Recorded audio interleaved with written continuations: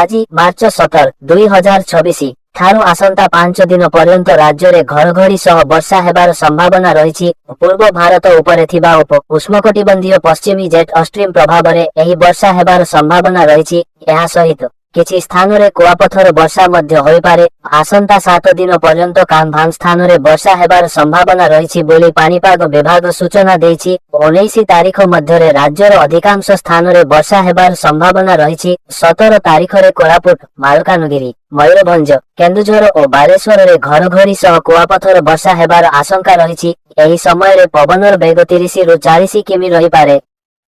ସତର୍କ କଲା ପାଣିପାଗ ବିଭାଗ। ଆହୁରି 5 ଦିନ ଘଡ଼ଘଡ଼ି ସହ ବର୍ଷା।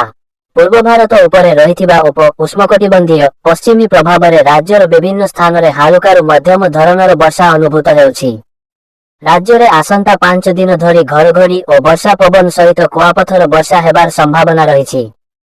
ସେହିପରି 7 ଦିନ ପର୍ଯ୍ୟନ୍ତ କାମ୍ଭାନ୍ ସ୍ଥାନରେ ବର୍ଷା ଅନୁଭୂତ ହେବ ବୋଲି ଆଞ୍ଚଳିକ ପାଣିପାଗ ବିଜ୍ଞାନ କେନ୍ଦ୍ର ନିର୍ଦ୍ଦେଶିକା ଡ ମନୋରମା ମହାନ୍ତି ସୂଚନା ଦେଇଛନ୍ତି।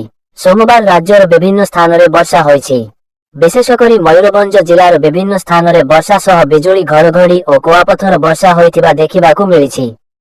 ଅନୁଗୁଳ ଜିଲ୍ଲାର କେତେକ ସ୍ଥାନରେ ବର୍ଷା ସହିତ କୁଆପଥର ବର୍ଷା ହୋଇଛି। ବିଭାଗ ପକ୍ଷରୁ ମିଳିଥିବା ତଥ୍ୟ ଅନୁଯାୟୀ ମୟୂରଭଞ୍ଜ ଜିଲ୍ଲାର ମୁରୁଡ଼ାରେ ସର୍ବାଧିକ 55 ମି ବର୍ଷା ହୋଇଥିବା ରେକର୍ଡ କରାଯାଇଛି।